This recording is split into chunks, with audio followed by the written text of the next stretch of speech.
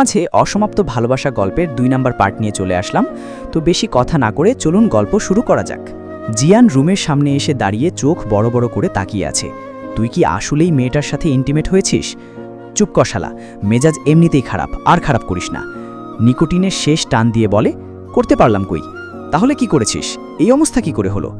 তেমন কিছুই করিনি, টেনে রুমে নিয়ে এসেছি, জবরদস্তি করেছি। পুরোটা কমপ্লিট হওয়ার আগেই মেয়ে বেহুশ। তুই এইটুকু মেয়ের সাথে জবরদস্তি করেছিস? মেয়েটা বাচ্চা ব্রো। রাখ তোর বাচ্চা, 6 মাসের বাচ্চার মা হয়ে যাবে, আসছে বাচ্চা। একটা বাচ্চা মেয়েকে কোন বাবা বিয়ে দেয়? আমার আর ওর বয়সের ডিফারেন্স জেনেই বিয়ে দিয়েছে। জাইন, তুই তো আমার বন্ধু জাইন না। আমি যে জাইনকে চিনি সে তো মেয়েদের সম্মান করে, ভদ্র প্রকৃতির একজন আদর্শ পুরুষ। ভদ্রতাকে আমি দাফন করে দিয়ে এসেছি ওই বাড়ির উঠোনে। কি দোষ ছিল আমার? ভালোবেসেছিলাম এইটুকুই। সবার বিরুদ্ধে যেয়ে বিয়ে করে নিজের অর্ধাঙ্গিনী বানাতে চেয়েছিলাম, এটাই ভুল। এখানে সুনয়নার দোষটা কোথায়? সাপের বংশে মানুষ আসবে কোথা থেকে?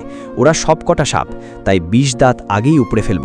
ভাগ্যিস পিরিয়ড শুরু হয়েছে, নয়তো আমি ওর এমন হাল করতাম জীবনে অন্য কোনো পুরুষের কথা চিন্তায় আনতেও ওপর রুহ কেঁপে উঠত। তুই যাচ্ছিস কবে? তোর ছুটি শেষ হচ্ছে কবে? সিগারেট ধরাতে ধরাতে বলে, 5 দিনের ছুটির 3 দিন শেষ, আর 2 দিন বাকি আছে। আচ্ছা লাবিব কই? ওরে তো আমার বিয়ের দিন থেকে দেখছি না, মোবাইলও সুইচড অফ। লাবিব গ্রামে গেছে। লাবিবের কথা ছাড়, আমার কথা শোন। মেয়েটাকে একটা বছর সময় দে, এবার এসএসসি দিবে, সেটা শেষ করুক। ততদিনে তোর সাথে ওর সম্পর্ক মজবুত হোক। এমন কিছু করিস না মেয়েটার সাথে যাতে তোকে ছেড়ে যেতে বাধ্য হয়। দ্রুত উঠে দাঁড়িয়ে হনহন করে বেরিয়ে আসলো নাহিদের রুম থেকে। সুজা বাসায় এসে নিজের রুমে ঢুকল। খাটের উপর তাকিয়ে দেখে খাটের উপর বসে চকলেট খেতে ব্যস্ত নয়না। শার্টের কলার কাঁধ বেয়ে পড়ে, কাঁধের বেশ খানিকটা স্পষ্ট। ঝাঝালো কণ্ঠে ডাকল, এই মেয়ে। নয়না ভয়ে চকলেট মুখের পাশে লেপটে গেল, হাত পিছনো নিয়ে চকলেট লুকিয়ে রাখল। তোমার সমস্যা কি? সবসময় নিজের শরীর দেখানোর চেষ্টা কেন করো? এসব কি পড়েছ? শাড়ি কই তোমার? নয়না বলতে ইচ্ছে করল, আমার নাম সুনয়না, নট এই মেয়ে। চোখ পিটপিট করে তাকাচ্ছে আর মনে মনে এসব ভাবছে। কি হলো, উত্তর দাও, শাড়ি কোথায় তোমার? নয়না উঠে দাঁড়িয়ে বলে, এই তো। পুরো শাড়ি পেঁচিয়ে কোমরের গুজে রেখেছে। দাঁড়ানো ফলে শার্টের হাতার ভেতরে হাত দুটো হারিয়ে গেছে। জিয়ানের এবার রাগ না হাসি আসছে। সামনের দিকে ভালো করে তাকিয়ে মনে মনে বলে, আসলেই তো বাচ্চা লাগছে দেখতে। মুখে চকলেট লেপটে আছে, শাড়ি এমনভাবে পেঁচিয়ে রেখেছে 2 কদম হাঁটলেই উষ্টা খেয়ে পড়বে। বুঝলাম না, পুরো পরিবার কি আমার সাথে আবার একটা ধোঁকা করল? বিয়ের দিন তো জলপাই রঙের লেহেঙ্গা পরা মেয়েটাকে এত বাচ্চা লাগেনি। এই মেয়ে, এদিকে আসো। নয়না বারবার হাতা দুটো উপরের দিকে ওঠানোর চেষ্টা করছে। কয়েকবার চেষ্টা করে মোটামুটি হাত দুটো কাবু করতে পেরেছে। শাড়ি একটু উঁচু করে সামনে এগোতে চাইলেই বেডের উপর থেকে ধপাস করে পড়ে যেতে নিলে জিয়ান ধরে ফেলে। জিয়ানের গলা জড়িয়ে ধরে ড্যাব ড্যাব করে তাকিয়ে আছে নয়না। মনে মনে বলে, হায় আমার রণবীর কাপুর। জিয়ান ঠাস করে নিচে ফেলে দেয়। নয়না জোরে বাবা গো বলে জোরে চিৎকার করে উঠে। আরও চিৎকার দেওয়ার আগেই জিয়ান নয়নার মুখ চেপে ধরে। মনে মনে নয়না বলে, তুই একটা ভিলেন, তোকে আমি এমন শিক্ষা দেব, খালি আরেকটু সাহসটা আমার বাড়ুক। রুমের মধ্যে বসে না থেকে যাও, মেয়েটার কাছে যাও, খোঁজ নাও মেয়েটার। দেখো তোমার ছেলে তার অবস্থা কি করেছে। দরকার পড়লে ডাক্তার খবর দেই, ডাক্তার সুলতানা পারভিনকে কল করলেই চলে আসবে। নাজিম সাহেবের কথা শেষ করার আগেই নয়নার গলার স্বর কানে আসলো। মিতা বেগম দ্রুত ছুটে আসলেন রুমে। এসে দেখে নয়না নিচে পড়ে আছে, জিয়ান তার খুব কাছে মুখ চেপে রেখেছে। মিতা বেগম জিয়ান বলে ডাক দিতেই জিয়ান নয়নাকে ছেড়ে দিয়ে দূরে সরে আসলো। মিতা বেগম দ্রুত এসে নয়নাকে বুকের সাথে চেপে ধরলেন। মাথায় হাত বুলিয়ে বলেন, তোমার এই অবস্থা কেন মা? নয়না আর চোখে জিয়ানের দিকে তাকাচ্ছে। রুম থেকে বের হ। জিয়ান সাদা শার্ট নিয়ে রুম থেকে বেরিয়ে আসলো। মিতা বেগম নয়নাকে ধরে বেডে বসালেন। কোমল স্বরে জিজ্ঞেস করলেন, তুমি শাড়ি পরতে পারো না? নয়না মাথা নাড়িয়ে অসম্মতি জানালো। আসো আমি পরিয়ে দেই বলে নিজের আঁচল দিয়ে নয়নার মুখে লেপটে থাকা চকলেট মুছে দিলেন। সুন্দর করে শাড়ি পরিয়ে দিলেন। তুমি বসো, আমি তোমার জন্য খাবার আনাচ্ছি। আচ্ছা সকালে তোমার কেমন নাস্তা পছন্দ? নয়না মিতা বেগমকে জড়িয়ে ধরে কেঁদে দিল। শাড়ি পরানোর সময় মিতা বেগম নয়নার শরীরে বিভিন্ন চিহ্ন দেখেছেন, যা তার ছেলের বদৌলতে বাচ্চা মেয়েটার শরীরে স্থান পেয়েছে। মাথায় হাত বুলিয়ে বলে, কাঁদে না নয়না, শরীর খুব ব্যথা করছে।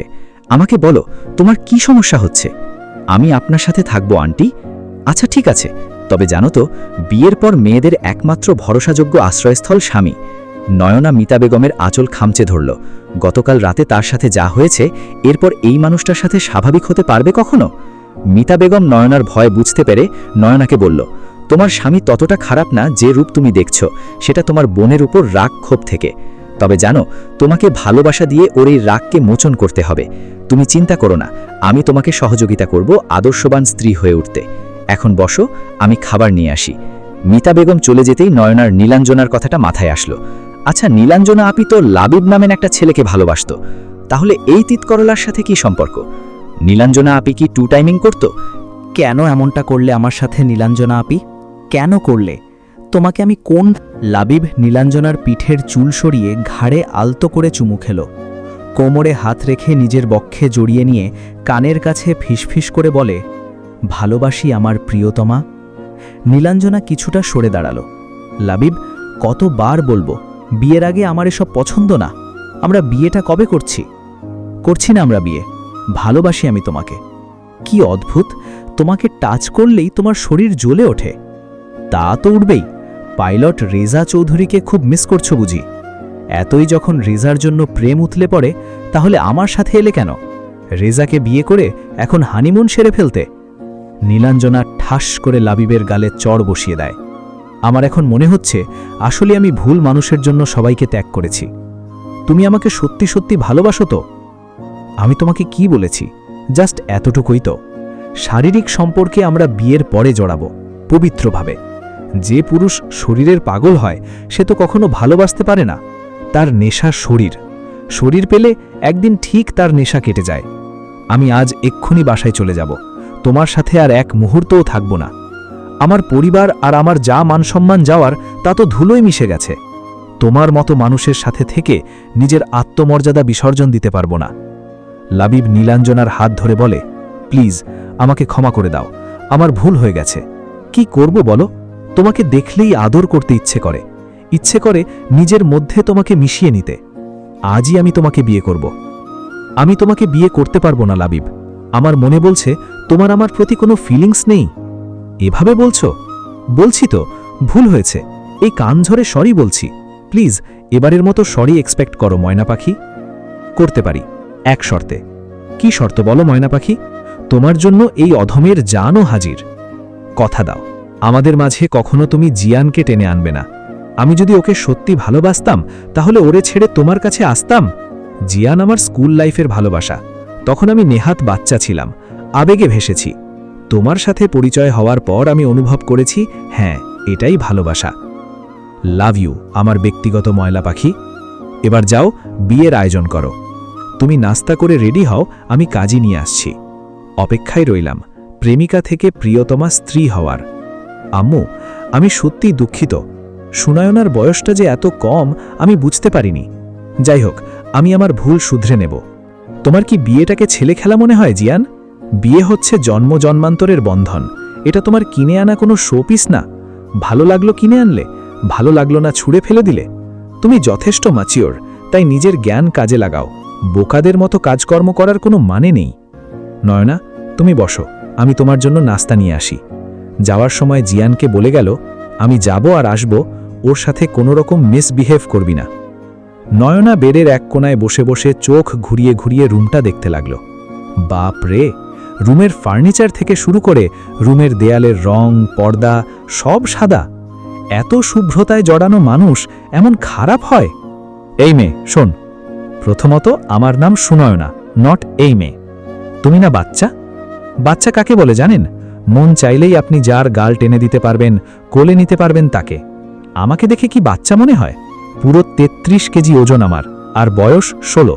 সো বাচ্চা আর এই মেয়ে দুটোই আমার সাথে যায় না। তার মানে তুমি ইচড়ে পাকা? আপনি যাই বোঝাতে যান আমি বুঝব না, কারণ আপনি জিলাপির প্যাচের চেয়েও কঠিন প্যাঁচানো। আর ভাববেন না আমি ভীতু। আমার কিন্তু অনেক সাহস জানেন। আমার ক্লাসের রাফির নাক ফাটিয়ে দিয়েছিলাম এক ঘুষিতে। আপনি বড় তাই কিছু বলিনি। কাল রাতে যা করেছেন আপনার নামে মামলা করা উচিত। মামলা হইলে পরে দেখা নেব থানায়। ওপস, আমি তো ভীষণ ভয় পেয়েছি। আপনার মুখে গান মানায় না, আপনার মুখে করলার মতো তেতো কথা মানায়। এই আপনাকে আন্টি ছোটবেলায় মুখে মধু দেয়নি? তুমি তো বড্ড বেশি কথা বলো। তোমাকে আজই আমি বাসায় দিয়ে আসব। বয়সের চেয়ে কথা বেশি শিখেছ পিচ্চি কথাকার। একদম পিচ্চি বলবেন না। জিয়ান হুট করে নয়নাকে কোলে তুলে নিল। এই ছাড়ুন, আমি কিন্তু চিৎকার করব। নয়নার গালে পরপর দুটো চুমু খেল, এরপর বেডে বসিয়ে দিয়ে বলে, বাচ্চাদের এভাবেই কোলে নিয়ে আদর করতে হয়। মনে মনে নয়না বলে, নেহাত 6তলা বিল্ডিংয়ের মতো দেহ আর লম্বা নয়তো আমি বোঝাতাম আমাকে নিয়ে মজা করার শাস্তি কত কঠিন। জিয়ান নয়নার সামনে বসল, প্রথমবার নয়নার দিকে নজর দিল, ভালোভাবে লক্ষ্য করল হলদে ফর্সা গায়ের বরণ, পিঙ্কিশ পিঙ্কিশ একজোড়া ঠোঁট, হরিণের মতো টানা টানা একজোড়া চোখ, চেহারা জুড়ে অদ্ভুত সরলতা। হঠাৎ কপালের ডান পাশে চোখ পড়তেই জিয়ানের চোয়াল শক্ত হয়ে গেল। ঠিক নীলাঞ্জনার কপালের ডান পাশে যেখানে তিল, নয়নারও সেম। আপনি রেগে যাচ্ছেন কেন? আমার ভয় করছে। জিয়ান হুট করে নয়নার চুলগুলো মুঠো করে ধরল। তোদের মতো মেয়েদের আমার চেনা আছে, এই রূপের জালে আমাদের মতো ছেলেদের জীবন ধ্বংস করে দিস। তোদের এমন অবস্থা করা উচিত যাতে আর কোনো ছেলের জীবন নষ্ট না হয়। ভালোবাসাকে তোদের কাছে খেলনা মনে হয়? নয়না ব্যথায় কুকড়ে উঠল, চোখের কার্নিশ বেয়ে গড়িয়ে পড়তে লাগল অশ্রুকণা। ব্যথাতুর কণ্ঠে অনুনয়ের সুরে বলল, প্লিজ ছাড়ুন, আমার লাগছে।